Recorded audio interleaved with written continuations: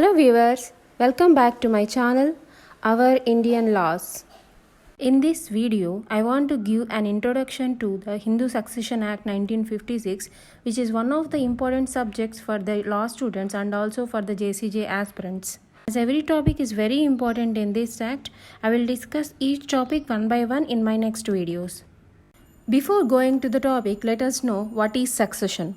A succession refers to the transfer of property from one person to another after that particular person dies.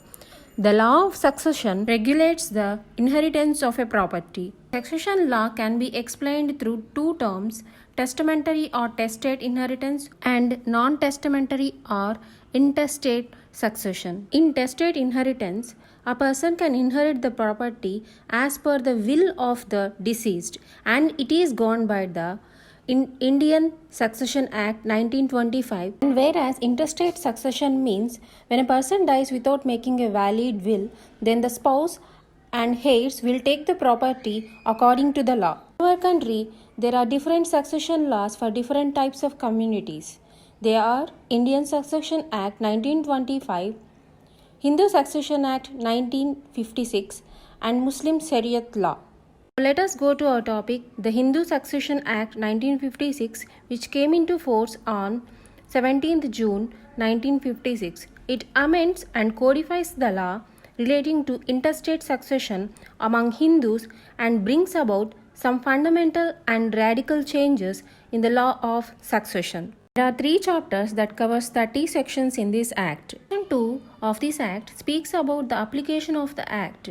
This act applies to any person who is a Hindu by religion in any of its form, including a Veerasaiva, a Lingayat, or a follower of the Brahmo, Prarthana, or Arya Samaj. This act also applies to a person who is a Buddhist, Jaina, or Sikh by religion, but this act does not apply to a Muslim, Christian, or Parsi, and also a Jews. Explanation under section 2. It has given to whom this particular act applies. According to it, any child, legitimate or illegitimate, both of whose parents or any one of whose parents is a Hindu, Buddhist, Jaina or Sikh by religion and who is brought up as a member of tribe, community, group or family to which such parent belongs to. And under class C, any person who is a convert or reconvert to the Hindu, Buddhist, Jaina or Sikh by religion is also a Hindu. This act does not apply to any member of the scheduled tribe who comes within the clause 25 of Article 366 of the Constitution unless the central government otherwise directs by notification in the official gazette. Testamentary disposition of the property, survivorship, intestate succession of the property are the 3 important aspects that are to be analyzed to understand the important provisions of the Hindu Succession Act. Section 30 of this act speaks about testamentary succession. According to this section, any Hindu may dispose of by will or any other testamentary disposition of any property which is capable of being disposed of by him or her in accordance with the provisions of Indian Succession Act 1925. Now, let us move to very important topic, Chapter 2, Intestate Succession, which covers Section 5 to 29. Under Section 29, if an intestate has died without any qualified heir, such property shall devolve on the government and the government shall take the property subject to all the obligation and liabilities to which an heir would have been subject.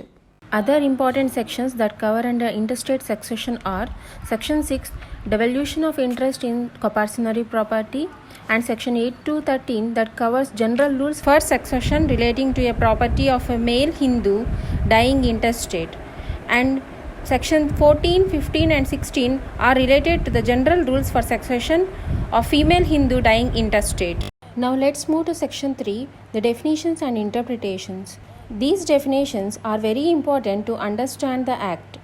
Section 3 Clause A speaks about agnate. In simple words, agnate means relatives on the male side.